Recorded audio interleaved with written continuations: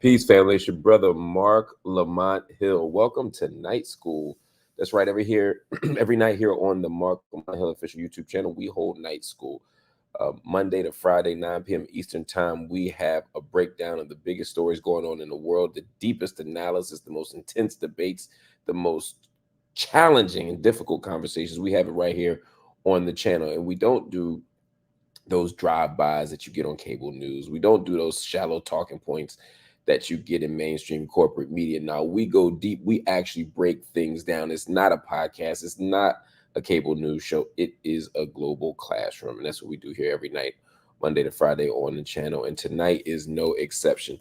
Y'all gonna have to excuse me. By the way, first, let me just say shout out to everybody who has been hanging in there supporting the channel. I know we've had some scheduling pushbacks lately. It's just life be life, and man. And again, this independent media, and I'm carrying this on my back. So, sometimes we got to do what we got to do. But this weekend, I made the mistake of playing basketball. I decided that it was time to hit the court again. I played basketball my whole life. Love basketball. Live for basketball. I don't think there's anything that I could do that would make me happier than being on a basketball court, whether it's coaching basketball, whether it's, working, helping somebody train, training young men and women in basketball. I love all of it. Somebody said, did you stretch? Oh, hell yeah, I stretched. Let me tell you something. If I don't stretch, I die. So I went to the court, I stretched, I had a little time. It was Father's Day weekend. Shout out to everybody who had a good Father's Day weekend, and shout out to everybody who celebrated Father's Day and enjoyed it. So I was granted a little time on Saturday, so I went and I stretched and I worked. I did my little jog, I did my little warm up, and I played. Well, I went to the court to play some 3-on-3. I don't play full court anymore. I'm just not physically capable of it. I ruptured my Achilles 3 years ago, almost died, literally almost died. True story, blood clots, the whole nine, pulmonary embolism, the whole nine. But I came back, and I've been just shooting free throws, getting warmed up. So I go to the court. It's my second time really playing basketball. And I say to the guys, hey, can I have next? Can I just call winners? That's what we do in the hood. You call winners. They told me no. Now, my first instinct is like, yo, we got to fight. You can't just tell. How you going to turn down my winners? I called next. They're like, yeah, we just want to play threes. You can bring somebody else on. You can play with us. But otherwise, we're going to hang on our court. They didn't mean any harm. They weren't dissing me. It wasn't personal. They just wasn't from the neighborhood. They didn't know how street basketball works. You can't just bring 6 people and stay in there. But they was going to colonize the court the whole time. I'm like, well, we just going to stand there and watch you play? But I let it go. What am I going to do? It was one of me. And I'm not trying to fight. And they're all like college kids. They look like they're all from University of Penn or some shit. I let it go. So I ended up playing this kid. He's 27 years old, played him one-on-one, 3 games. I won. It actually wasn't that close. I went old school. I thought I won. In reality, I lost because since Saturday, I have been in the kind of pain that I imagine people feel when they are jumped into a gang, when they fall out of a building. I have never been in this much. I'm talking about like if I was a horse, you would shoot me right now. Like this, I am of no earthly good. I can't straighten my legs out. I can't, you know what I'm saying? Reggie, it's Monday. I know what day it is. It's Monday. I know. See, that's the thing. When you get old, when you turn 40 or even 30 in basketball years, because 30 is old in basketball, shit hurts the day of. Like when you're 20, shit hurts while you working out, right? 25, it hurts. 15, it don't hurt. 25, it hurts while you working out. 30, it hurts the next day. 40, it hurts like 2 days later. Yesterday, I was fine. I was a little sore. I had a little limp. Today, I feel I haven't been in this much pain since Mike Tyson punched me in the leg. it's like it's a kind of pain that I can't. And I'm not exactly. I never tell you a story. Remind me to tell you a story one time about how Mike Tyson punched me in the leg. But anyway, um, I am in such pain right now. I just I don't know. I can't think of anything worse. Anyway, we should probably move on to serious matters. But once again, let me let me thank you all for watching, and let me say to those who I didn't get to talk to yesterday during office hours, Eid Mubarak to uh, to all Muslim brothers and sisters out there who celebrated Eid al-Adha, which is the greater Eid in Islam. If you didn't know, there's Eid al-Fitr, which is after Ramadan, and then there's Eid al-Adha. And Eid al-Adha is the feast, is commemorates the sacrifice. It also happens during the month of Ramadan. It's a very important moment in Islam. So Eid Mubarak to everyone celebrating. Happy Father's Day to everyone celebrating. Now, let's get to the proceedings, because there's a lot going on in the world today, and I need everybody to pay attention to this. Donald Trump appears at a black church. Now, that might not seem like a story in and of itself, but your president, I'm gonna say y'all president, because some of y'all Negroes voting for him. Y'all president Donald Trump, or former president Donald Trump, appeared in a church. It's called 180 Church. I'm not sure if y'all are familiar with this church, but it's called 180 Church, the black church in Detroit. And 180 Church it's in the hood. And like it's for real in the hood. Like it's not a fake black church. Something like you'll be in Grosse Pointe and they'll act like it's in Detroit. No, this is as I understand it, this is a black church. But when you looked in the church, when I looked in the church, when I went to see who was in that church, wasn't a whole lot of black people there. So I was trying to make sense of this. Donald Trump is on tour. Donald Trump, let me step back and establish that Donald Trump is on tour right now. He is doing what presidents do. They run for office and they go barnstorming around this time. They go to different neighborhoods, different communities. They do lots of stuff to try to encourage voters to vote for them. They try to look like they are down. And so I was on Twitter. In fact, let me show you this. I was on Twitter and I saw somebody post this. It says, Black church in Detroit erupts in cheers for Trump as he arrives for the round table with various community leaders. So Trump is showing up to a round table with community leaders. Showing up to a round table with community leaders in Detroit sounds amazing, because too often politicians show up and they just talk to audiences. They just show up and give their stump speech. They just show up and lie. But to actually engage the community, to be challenged by community, to have a space to engage community, that sounds good. And what better place to do it than a church, which is supposed to be the hub of our community? That's what they tell us, right? That makes sense to me. So cool. Donald Trump's coming to this church. So when I heard them say,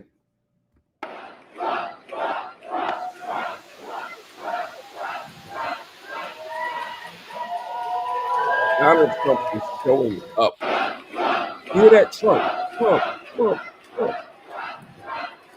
now I'm even more curious. I'm like, wait a minute. There's a church in Detroit that brings Donald Trump, and people are erupting, screaming, Trump, Trump, Trump. I don't know a church in America, a black church in America, that would be screaming Trump, Trump, Trump, Trump, Trump, Trump, Trump. I just don't know one. So, not to say that there aren't black people in the church who will vote for Trump, but let's look at this again.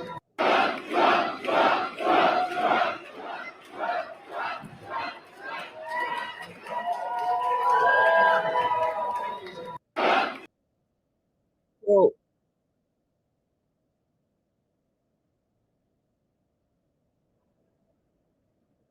I hear this, and I get confused.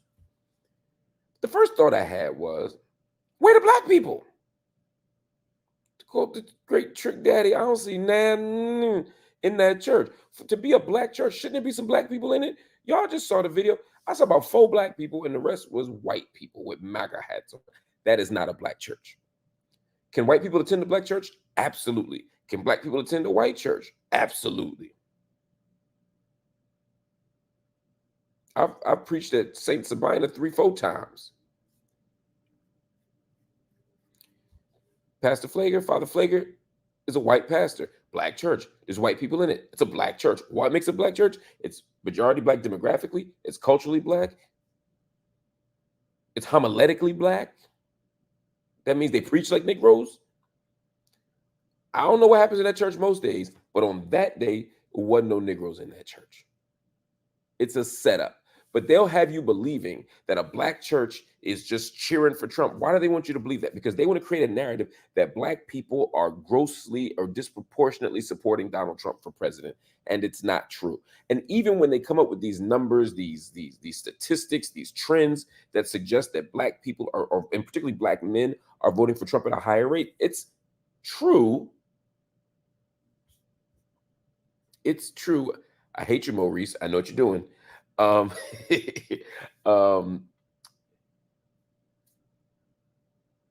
number goes from like 8% to like 10%, or like 9% to like 11%, right?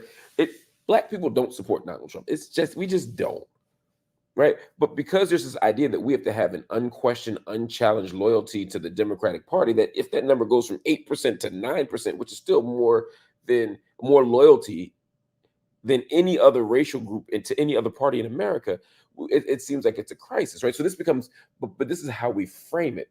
And so then they add that, they amplify or fortify that framing by then saying, well, look, in Detroit, it's up for Trump. They're just going crazy for Trump in this black church. And it's not true.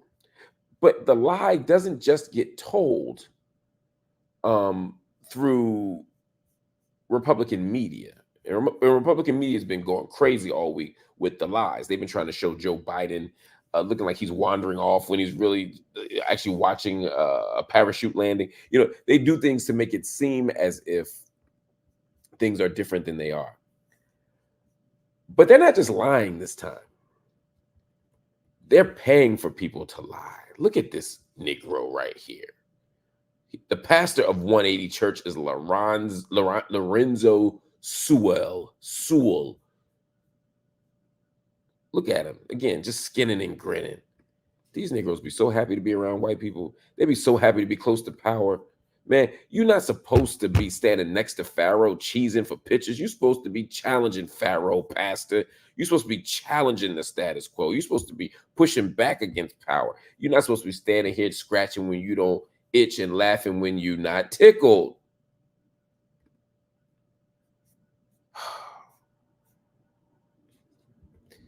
But this Negro's doing exactly that. He shows up and he says, I just want to thank Mr. Trump. I'm humbled by the former president's visit. He said, President Obama never came to the hood, so to speak, right? President Joe Biden, he went to the big NAACP dinner, but he never came to the hood, so thank you. Okay, knock it off. First of all, it's just not true. And I have no commitment to the Democratic Party. I have no commitment to Joe Biden. I have no commitment to President Obama at that level, right? But facts are facts. Barack Obama was a community organizer. He was in the hood. Barack Obama campaigned in the hood. I've seen him. Joe Biden campaigned in the hood. And I don't romanticize campaigning in the hood. I think campaigning in the hood is usually pandering. It's usually lying. It's usually making people feel like you owe them something or they owe you something, right? So I'm not saying, I'm not out here like bragging on Obama or Biden for this. But the fact of the matter is, everybody shows up to the hood. Maybe they didn't show up to your church. They didn't show up to 180 Church. By the way, 180 is a great name for a church. 180 church is a great name for a church. I ain't gonna hold you. I hate what this guy stands for. I hate what he's doing with Trump. The 180 Church is a fly-ass name for a church. That said, he is now bought and paid for, and you're going to see more of this, right? Lorenzo Sewell is going to be the type of person who you see for the next 6 or 5 months. He goes on Fox and Friends and says that he couldn't remember the last time a president laid out a plan for the Black community until Trump created a plan. More lies. One, Trump's plan is bullshit. Two, Biden, Obama, they've all laid out similar plans. Again, I'm not defending Biden and Obama. Their plans sucked. But Biden, Obama, Trump, Clinton, Bush, they all they all do the same thing. But there's this commitment or obsession with framing Trump as if he's a historically unprecedented leader, as if he has plans and ideas and legislation and bills that other people just don't. That's not true. But these Negroes are bought and paid for, and they will say anything to get elected and to get their people elected. And those people include Trump. I think that's the frustrating part for me.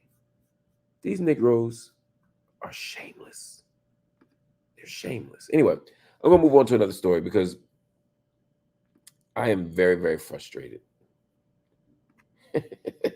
I know I've been saying, I feel like I say that every day now, but I am especially frustrated right now because Tim Scott's VP hustle continues. That's right. Tim Scott has spent the last 6 months desperately pining for the vice presidential slot next to Donald Trump. He has sold out. He has lied. He has buck danced. He has ham-boned it up. He's done whatever he needs to do to make sure that he gets the warm butter biscuits that are in the vice presidential suite. His ham-boning it up, his handkerchief headness is so apparent that even Donald Trump pointed it out. Remember when Tim Scott stood with Trump instead of Nikki Haley, and Trump was like, damn, like, you didn't even stand with Nikki Haley, who endorsed you, and she's the governor of your state? Wow. You must really hate her. Or he was really saying you were a disloyal, lawn jockey. But he didn't say that. He just said, you must really hate her. And what did Tim Scott say? No, I just love you, Donald. I just love you, Mr. President. And so Tim Scott wasn't doing that out the kindness of his heart. He was doing that because he wanted to be and wants to be vice president. But one of the things that kept chasing him on the campaign trail, I'm not saying it's fair. In fact, I'm going to go so far as to say I think it's unfair, just to be clear, so y'all don't think I'm playing games here. I think it's unfair how Tim Scott was treated on the campaign trail, but he was constantly chased by questions about who he was dating. Is he dating somebody? Who is he dating? Is he straight? Was the subtext of this? Again, I don't support that. I don't think that his sexuality, his choices, his preferences, his desires should be relevant at the level of choosing him for president or not choosing him for president. I think there's lots of reasons not to like Tim Scott. His romantic choices don't have anything to do with it for me. But people kept pressing him. It's been a subtext on the campaign trail for years. And so finally, they come to him and they ask him about it. And he says, well, I've been dating a nice Christian girl. Now, he was saying this to be president, not to be vice president. But I'm dating a nice Christian girl. Okay, cool. No one ever saw her. She went to a different school. She's a model. She goes to a different school. She's traveling right now. Then, after one of the debates, he shows up with this woman. Y'all might be like, Harpo, who this woman? Her name is Mindy Noce or Noche, Noce, Mindy. That was November 8th, 2023, when they first popped out. Right? He just popped out with her. And the world was like, okay, she exists. Now, I don't know if she exists or if they created a she to make her exist, right? But for whatever reason, suddenly Tim Scott has a girlfriend who goes to a different school but is suddenly showing up for proms and stuff, right? They show her. And before you know it, after that, he's on one knee. He is proposing with the benefit of a full camera crew, just in case. Just in case. It's like, all right, I need the world to see this. Now, look, there's nothing wrong with photographing a proposal. I have photographs of my proposal. But something about this that felt very staged. Very staged.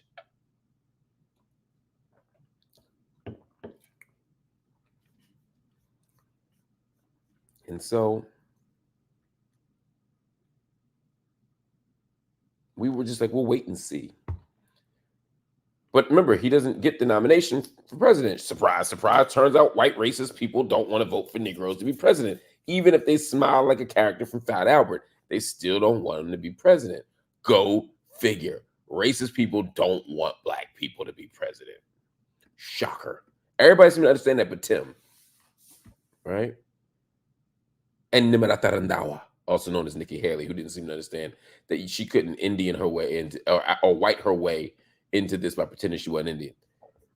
But anyway, so they said he's going to get married to this woman by August 3rd. A lot of us are taking bets. Like, is he really going to get married? Is he going to play it out and see? Like, does he still get married if he doesn't get the nomination? Does he still get married if he doesn't get the VP slot? Like, under what circumstances will he get married? But they say sometime in the summer he's getting married. Fine. Again, no big deal, right? Then Tim Scott appears on Fox News. It's a home game. He appears on Fox News for an interview. And something very weird happened that I need y'all to listen to. Listen to this.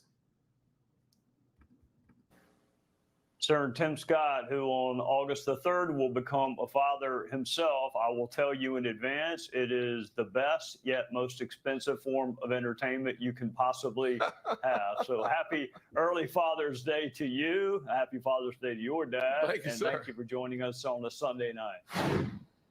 I want y'all to watch that again. Senator Tim Scott, Watch who on August the 3rd will become a father himself. I will tell you in advance, it is the best yet most expensive form of entertainment you can possibly have. So happy early Father's Day to you. Happy Father's Day to your dad. Thank you, sir. Thank you for joining us on a Sunday night. So he said, as he's closing them out, Senator Tim Scott, who on August 3rd will become a father. So my brain went in a few directions. I'm like, what's going on? How are you going to be a father on August 3rd, right? How does this happen? There's only a couple ways this could happen, right? I thought he was a virgin. I don't know if he's a virgin or not, but he definitely, if he's as Christian as he says he is, that he's saving himself and that he's protecting his loins, or, you know, the evangelicals always talk about their body parts. Like, I'm protecting my loins, I'm saving my hind parts. So it's like I'm in a butcher shop, you know. Anyway,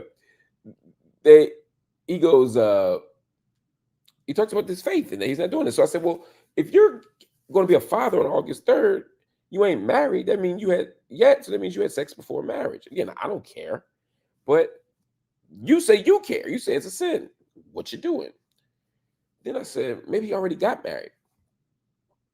Because again, August 3rd, you become a father. And I was thinking, I got a few kids. And I was like, you know, I mean, like, we have due dates, but we don't usually talk about the due date in that way. Like, you know, August 4th, I'm going to be a father, right? Because like most babies don't come on a due date. They come before or after.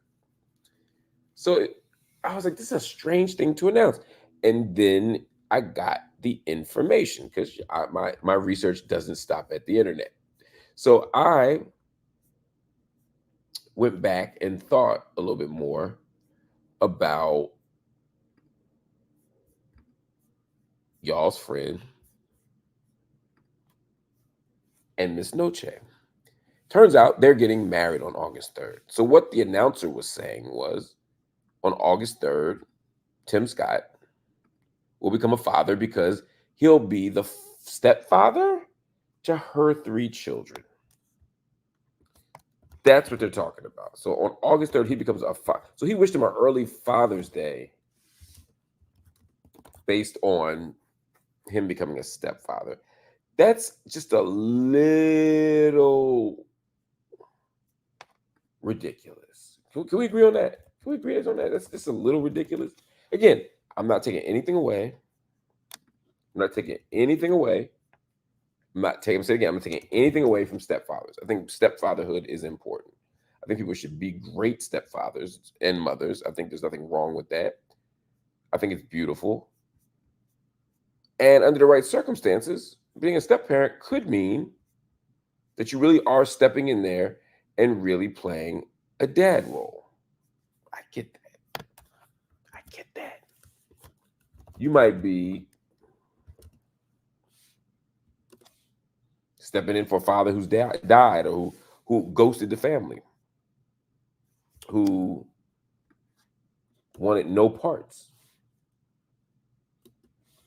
You could be a father when the biological didn't bother, right? As they used to say. Some people get attributed to Shaq. It's actually Pete Rock and CL Smooth from Reminisce. But the problem is, her kids are grown.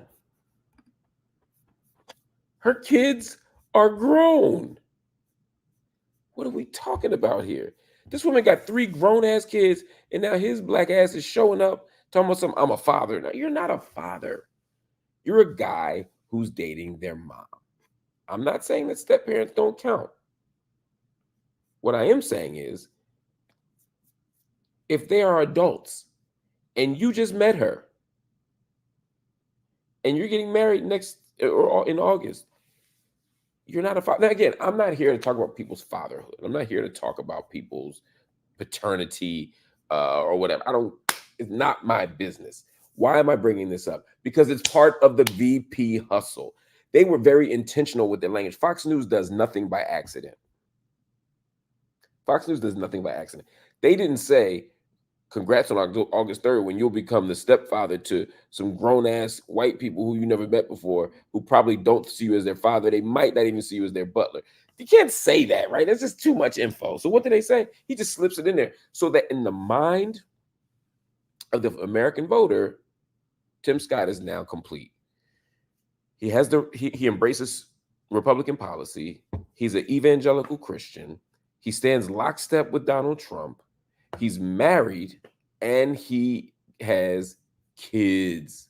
He's got the whole thing, except, to quote Maury and the great April Silver, you are not the father. And you don't have to be. You shouldn't have to be a father to be president. You shouldn't have to be married to be president. You shouldn't have to be straight to be president. You shouldn't be any of these things to be president. And yet we're imposing on Tim Scott these very things. But at the same time, it's being done to reinforce a certain narrative of what normal is, of what healthy is, of what proper is, of what legitimate is, that will not only shape the presidential race, but it continues to shape public policy, because Republicans continue to advance policies that harm people who don't fit their template for what normal is, for what family is, for what healthy is, for what moral is. It becomes a problem. But Tim Scott don't care about all that. He just wants to be VP. And guess what? He's in the ring. And Tim Scott ain't far. I see some of these black people who are running for office, like people like Byron Donalds in Florida, the Negro that said last week that we were better under Jim Crow. He didn't say exactly that, but that was the subtext, or that was the takeaway message, that the black family was stronger under Jim Crow, et cetera, et cetera. They'll say anything to get the choice. Tim Scott will say anything as well, but he has more dignity. He has more self-regard. He has more self-respect. He's doing a better job of hiding the fact that he is a Sambo at times. And I don't like to use these racial slurs, man.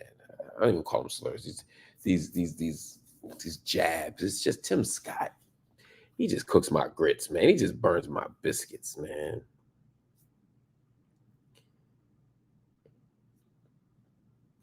Six words: accept your own and be yourself. That's it. Timmy ain't doing none of that. So he's going to continue to hustle for VP. And I think, I mean, look, Ben Carson was my dark horse from the beginning, no pun intended. But now, I'm still rooting for Tim. Not rooting. I still think that Ben Carson has a great shot, but I think that Tim Scott is edging up quickly. I mean, you want to get black voters, get a black person as VP. We'll see what happens. You're the racist. You're self-projecting, Mark. Okay. Thanks, John. Stay classy. Mark sounds like an 80-year-old. I am an 80-year-old. I am an old ass man. I'm not even sure if I'm an old ass man. I might just be an old ass like a black woman, like a nana, because some of my expressions, some of my frustrations, I feel like I'm just an old person. I got so many thoughts, man.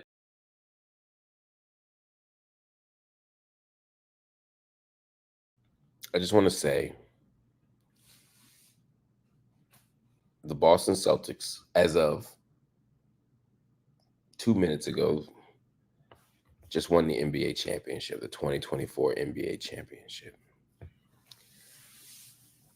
I hate the Boston Celtics. I hate that I'm wearing green right now. I hate that they're happy. As a Philadelphian, there are a few things I hate more than the Boston Celtics. One of them is the Dallas Cowboys, but I hate the Boston Celtics. I just needed to say that. I hate them so bad that I was rooting for Dallas to beat Boston. Yuck. But shout out to Jaylen Brown, my brother, stand-up dude, principal brother. Shout out to Al Horford, who earned it. Shout out to Jrue Holiday, drafted by the Sixers. Great dude. But God, do I hate the Celtics, man. I'm an old school Philly dude. We hate Boston like nothing you've ever seen before when it comes to basketball. But that's neither here nor there. Let's keep it moving. But I just had to say something, man. It's happening in real time, and they're just so disgusting. But let's talk about this bill.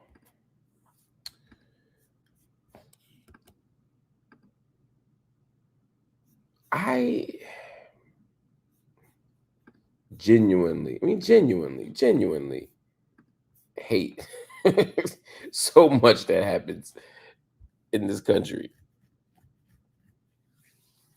and around the world when it comes to public policy. But what's happened recently is it's becoming increasingly ridiculous, and I just want to name it. Right? The House of Representatives recently passed a bill that will automatically register young people between the ages of 18 and 26 for the draft. Not the NBA draft. The draft. That's right. The House passed a large defense bill on Friday, the 14th, that included a provision that would automatically enroll young men between the ages of 18 and 26 for the Selective Service. Now, many of you all get those when you turn 18. Y'all know you get that card for the Selective Service. You send it in, you send it out, you're good, right? And it's a way of like registering yourself for the draft. And if they say if you don't do it, you can go to jail. There's all these penalties. In real life, not really, but it's what happens. Anyway, this is the House's version of the National Defense Authorization Act, or the NDAA, which authorizes $895 billion in military spending. And the bill passed quite, not easily, but it passed 217 to 199.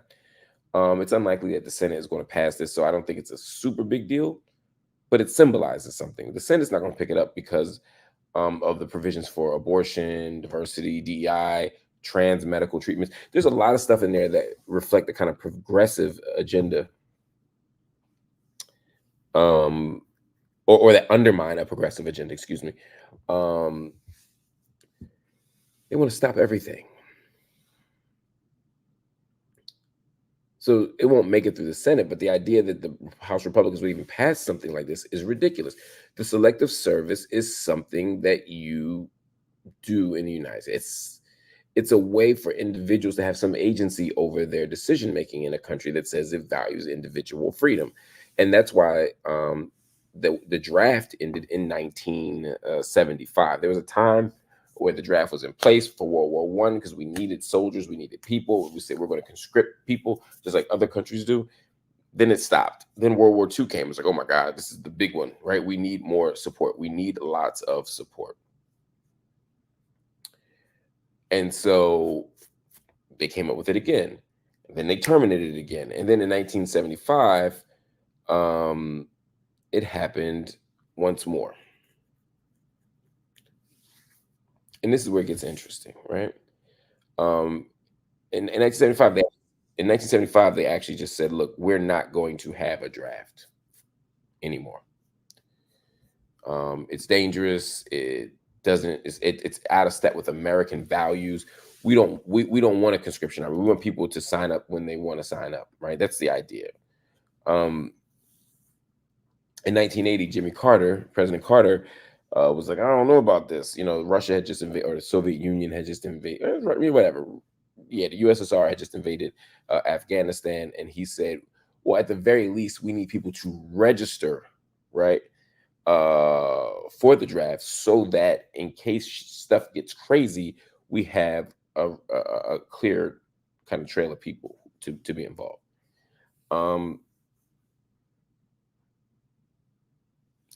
And since then, in my era, you turn 18, you register for the selective service. That means, you go to the military, but you at least sign up. They at least know your name. Now, since the 1980s, so now no one ever goes to jail for not signing up. I won't say never, but there's been 14 convictions by people who refuse the selective service. None of them have been since 1986, right? So, I forgive me, I think I misspoken. So they've been since 1986. Since 1975, there have been 14. None since 86. You're talking about 40 years. So why does this matter, right? Well, there are a few things at stake here, a few things at play here. And I think we got to think about those things. The first thing that I think is important is the idea that the Republicans are even trying to smuggle a mandatory draft into legislation. This is why you got to pay attention to bills. This is why you got to know who's running for office. This is why we got to make sure that we don't like a bill because of its title and not pay attention to the details. Because even in this bill, which is about a conscription army, there's a million other things. It's really a defense spending bill, but it also cuts DEI. It's also about abortion. It's about all these other things. Never take a bill for granted.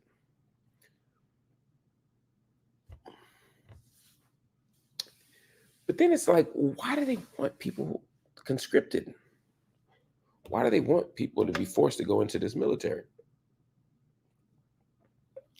And I don't mean forced in some cruel way, but forced. I mean, in Israel, women do what, 2 years, men do 2.5, whatever. The numbers have changed a bit in the last year or two, or last 5 years. But fundamentally, right, military say if you're going to be here, you got to defend the country. You got your laborers,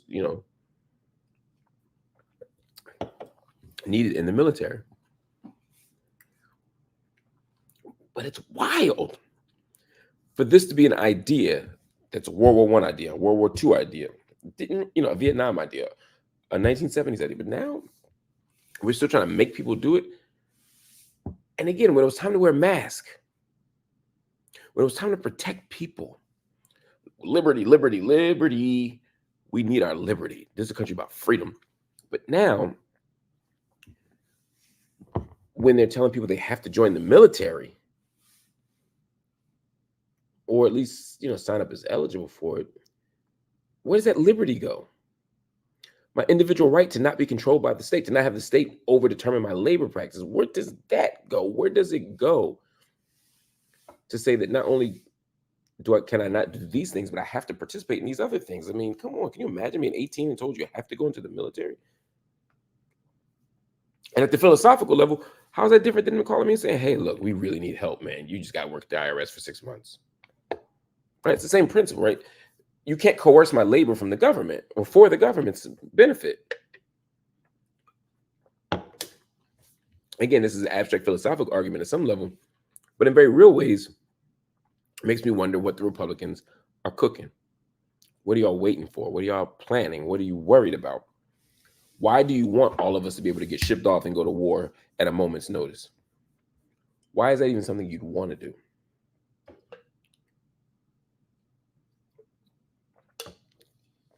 How you decide when we're going to hit that moment? And if Donald Trump is at the helm, and I do believe Donald Trump is going to be at the helm, again, all bets are off. That's all I can say.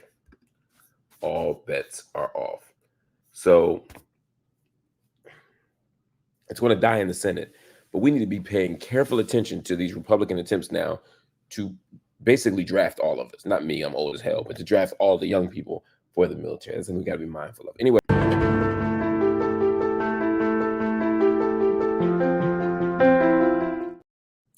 It's time now for the War on Gaza report. Every single day here on the channel, we cover Israel's war on Gaza. Again, we don't say Israel's war in Gaza. We say Israel's war on Gaza because I believe that this is an ongoing genocidal war, not on Hamas, not as an act of self-defense, but as a form of collective punishment, and ultimately it's an extension of settler colonial logics and practices that say that this land must be without Arabs, without Palestinians. We must do all the things to prosecute this genocidal war. And so we begin today's Gaza report with the numbers, as we do every day. At least 37,347 people have been killed in the Gaza Strip since October 7th. 37,347, and 85,372 have been injured. Those numbers are literally unbelievable. And of course, 1,139 people were killed in Israel after Hamas's attack on October 7th. Some quick updates from Gaza. Street fighting is raging in southern Rafah, particularly in the Tal Sultan area, with Hamas fighters attacking Israeli forces with rocket-propelled grenades and mortar rounds. This is days after a deadly ambush that killed 8 Israeli soldiers. So this is the context. Israel's army claims to have seized control of about 60% of Rafah city after its 7-week ground invasion, with 550 Palestinian fighters killed and 22 soldiers dead. At least 9 Palestinians have been killed and several critically injured by Israeli fire as merchants and relief workers wanted trucks carrying aid in Rafah a day after the military said it would pause operations to facilitate the humanitarian issues that are at play here. This is wild, such a wild moment where violence is so normalized, and death too. Israel's attacks on Gaza are wiping out entire Palestinian families. That's according to the Associated Press. They say that with strikes so regularly, it is killing 4 generations from the same family. It's just such a tough time, y'all. Anyway, we got more stories ahead. I don't mean to take so many breaks, but we got to take a couple. Your boy is exhausted, and I need a breather. That's just a fact, Jack. Stay with me. We'll be back in a few seconds with more analysis of what's been happening in pop culture, more analysis of how we're thinking about things. Anyway. Oh, we got 305 people right now, a lot of whom have comments. This is going to be good. So Bishop Lamont Whitehead, I don't know if y'all know Bishop Whitehead, but Bishop Lamont Whitehead, also known as the Bling Bishop, got a bunch, and I mean a bunch, of jail time. If you don't know him, Lamont Whitehead is a pastor who went viral, became a kind of national star because of a robbery that took place in his church while he was broadcasting live on YouTube. Some people thought it was staged. Other people thought it was lying in some form or fashion. Other people believed him. But regardless of what you think of him, that seems to have been resolved. What hasn't been resolved in the minds of people is the fact that this man was facing a gajillion years precisely because of his behavior. He's a young man. He's my age. He's 45 years old. He was convicted in March of scamming Pauline Anderson, a 58-year-old nurse. She's also the mother of one of his flock at Canarsi's Leaders of Tomorrow International Ministries. In other words, her son goes to his church. He said, "I need you to help my mom." He helped his mom. Well, the court says he helped her out of $90,000. And he gave her money to invest, and it just didn't work out.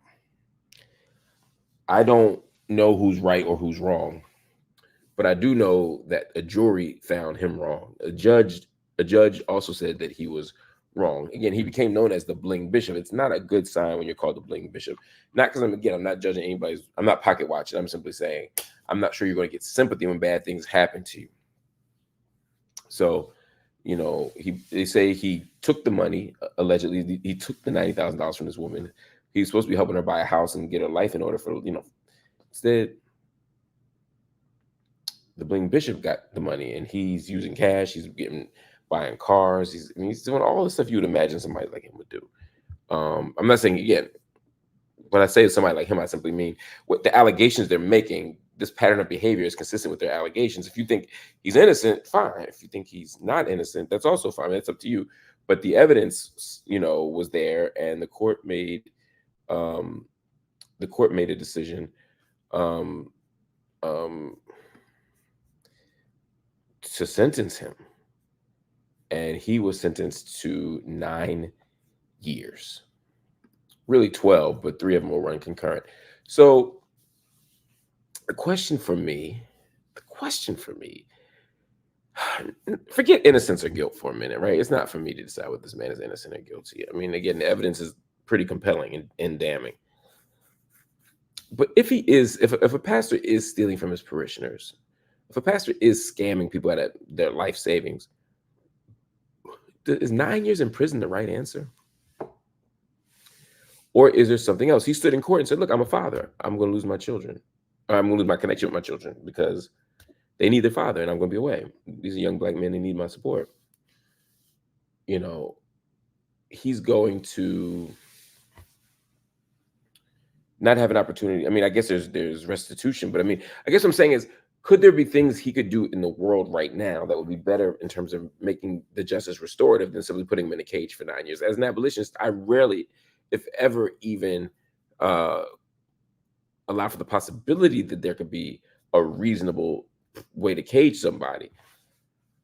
But it's like, even if I believed in caging people, like, this shit seems like a lot. 9 years is a lot, man. I don't know. So let me know what y'all think. We're gonna move on to another story, but I just want to I wanted to at least track that. Marlon Wayans was attacked after he defended his child, his beautiful child, on Instagram. If you don't know, Marlon Wayans has a trans son, and Marlon has come to understand his child as a boy, as a trans boy. He's come to understand his son as for who they are. And so he decided this month, for Pride Month, that he would be willing to pose for some, I think, provocative, to be sure, but also I think well shot photos. He's wearing the flags. He's in like a ball pit. Save your silly jokes. He's doing all the things you do to show that he's in solidarity with the LGBTQ community. And he said that he wasn't gay, but he wanted to support. The next day, no exaggeration, the next day, this man was pilloried by the press. He lost 10,000 Instagram followers just by wearing that flag. I mean, like, I don't know who they thought he was or what they thought, but he's literally being shamed and punished by the public for taking this position. It's like, aren't we past this? Aren't we past the point where people are beating up on people for who they are? Or for who they advocate for? But no, they're still on his ass. He's still losing jobs. He's still getting ridiculed. He's still getting fined. Like, y'all ain't got nothing better to do. But that said, I want to say a shout out to Marlon Wayans for standing with his child. This is what it looks like. Even if you lose followers, even if you lose money, even if you lose positions, if your child is LGBTQ plus, right? If your child is in that realm, it's up to you. It's up to us as a village, but it's up to you as a parent to make sure that child feels like, who they are, who they love, etc., is normal and acceptable and beautiful and human. And that's what Marlon Wayans is doing here. And I gotta say, shout out to you. Shout out to you. It's really that simple. All right, we got one more story before we go. More Caitlin Clark drama. More Caitlin Clark drama. Caitlin Clark and her Indiana Fever played a big game against Angel Reese's squad in Chicago, the Sky. And it started out as a normal game. I would even say it was a good game. I don't know if y'all saw it, but it was a good game. And then there's a moment. Caitlin Clark is playing what I would regard as some of her best basketball. Caitlin Clark has had an uneven season so far. She's 13 games in. She's a great player. She's playing well. She's doing all the things you're supposed to do to get better. She's working hard when she misses shots. She, which is a bad shooting game. She's putting up shots. She's doing what all the rookies do. She's not doing anything different than anybody else. I'm not saying she's special in how she prepares for the game or trains for the game, but she's a phenomenal player doing phenomenal things. And she's also hitting in the rookie wall. And she's turning the ball over too much. And yada, yada, yada. But Caitlin Clark tonight was cooking. This night was cooking. It was a Saturday afternoon. She puts up 23 points. She puts up big numbers, right? Not just scoring, but assists, rebounds. She's everywhere. And at some point, she drives to the basket, trying to get yet another bucket. And here's what happened. Oh, I believe to Angel Reese. Yep, across the head, and they will Top go blocked. to the monitor. Snack to the back of the head. One. Look at this right here. Yeah, that's right.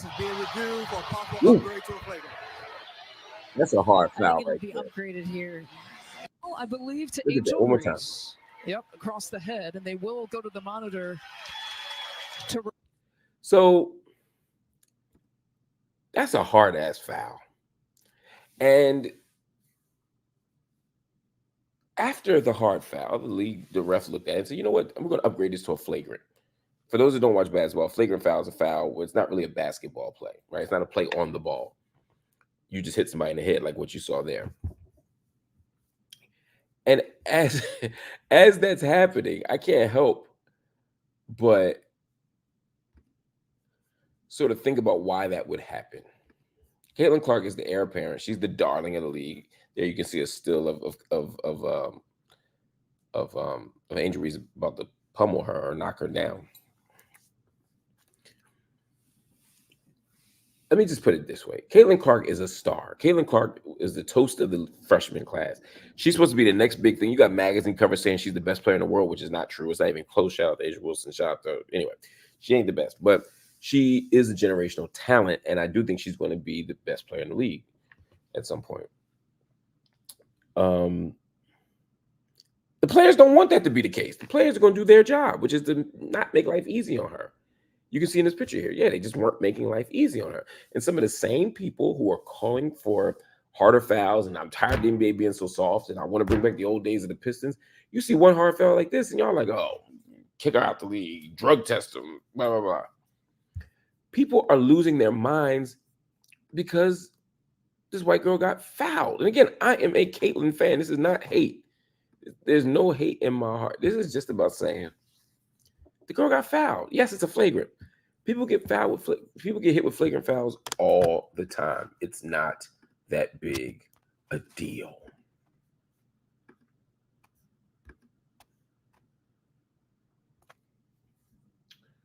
Anyway, so you don't even have to be watching the game. News reports, ESPN, and not just ESPN, TMZ. I mean, every outlet was saying Caitlin Clark gets hit.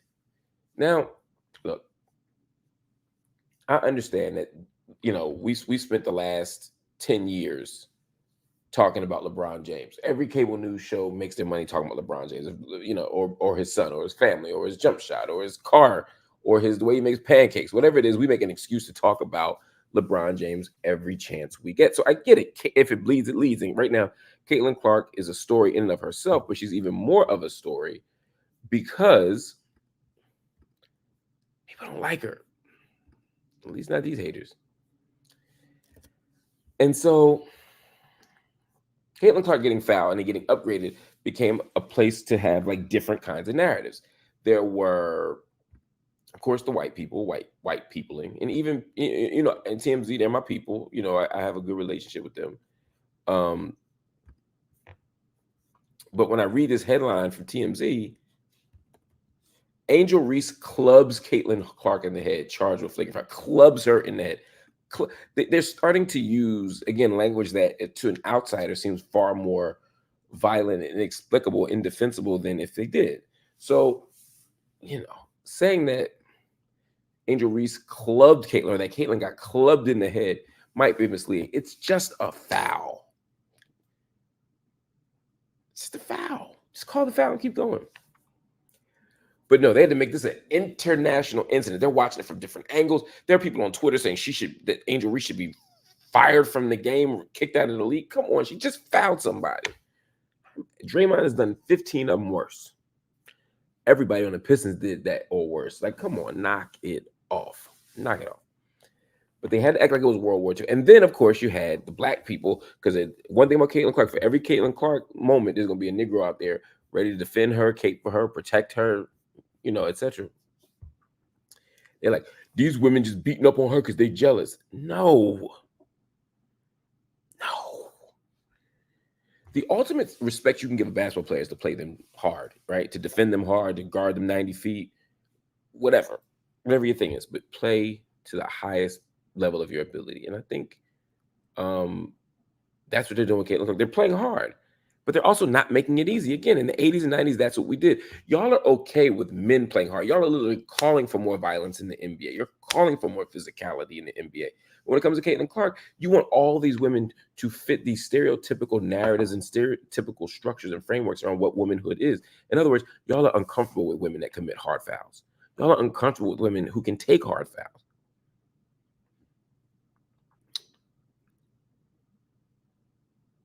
And so this whole conversation is pointless in some, or not pointless, but it's insufficiently shaped and framed and contextualized.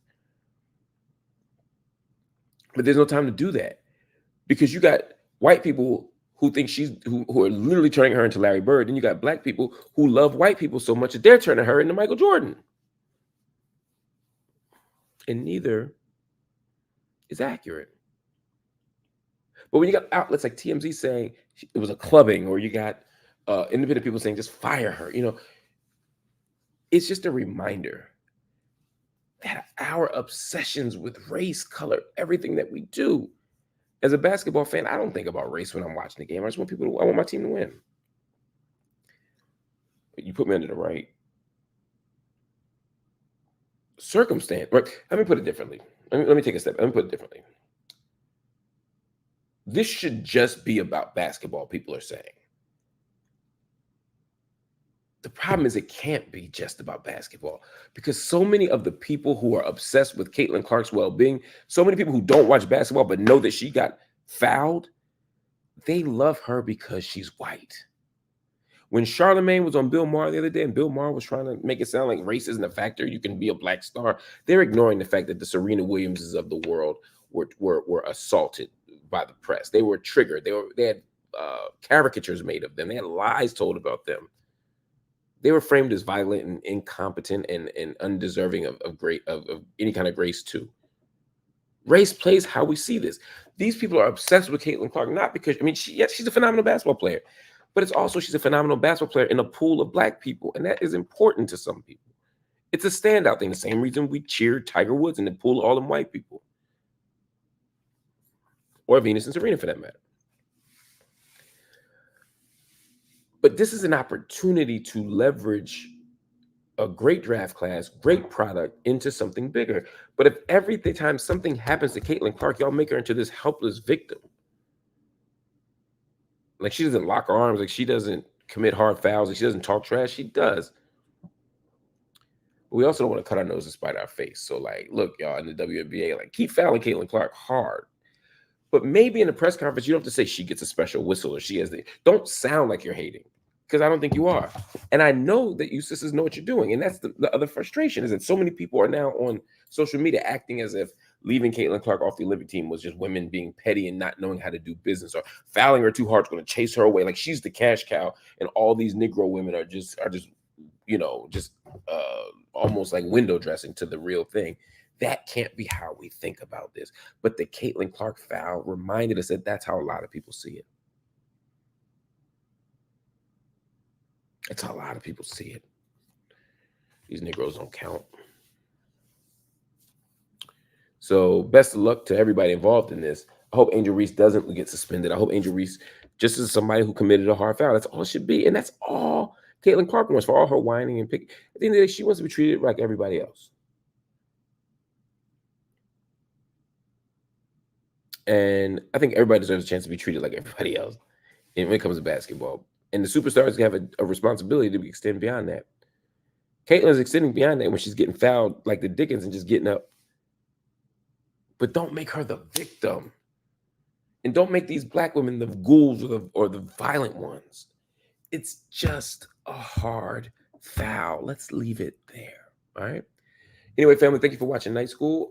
I gotta go. I'm exhausted. I'm tired. That's why I don't do it this late. But life be lifing. But please hit the like button. There's hundreds of y'all online right now, and nobody has reminded you. Oh no, a couple people did remind you. Hit that like button, because the YouTube algorithm needs to know that there is big time programming all around the internet to compete with corporate media. So make sure you stay on top of that. I also want you to hit the subscribe button. Even if you watch every night, you think you don't need it, hit the subscribe button. By hitting the subscribe button, you increase our reach and our footprint. And if you're so inclined, hit the join button.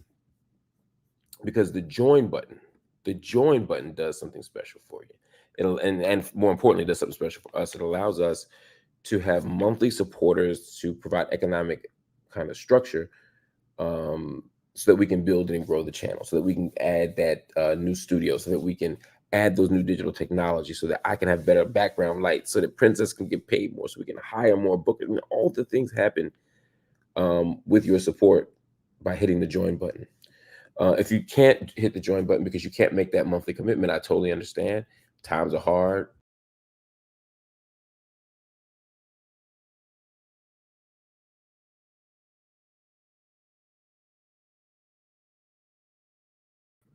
Y'all see what happened when Princess ain't here? See, I hit the wrong button. This is what I'm talking about. This is why I need support and help, man. So I'm not out here doing this myself. But either way, hit the like button, hit the like button, hit the subscribe button. Please hit the join button. Or if you have one of these platforms here, Cash App, PayPal, Venmo, or Zelle, you can send a one-time payment right now just to help us move forward for the month. Again, if you don't want to make a monthly commitment, if everybody watching right now were to donate $10, I mean this, if everybody on Cash App, PayPal, Venmo, if everybody watching this show right now could just go there and hit the send button and send $10. If everybody watching right now were to send $10, we would meet our goals for the month. That would be your night school tuition, and it would allow us to build and grow and stand tall. And that's what I want us to do. So if you can join, if you can subscribe, please do. If not, just keep spreading the word about the channel, keep spreading the word about Night School, and keep coming back for more, because we appreciate all your love and support. Peace.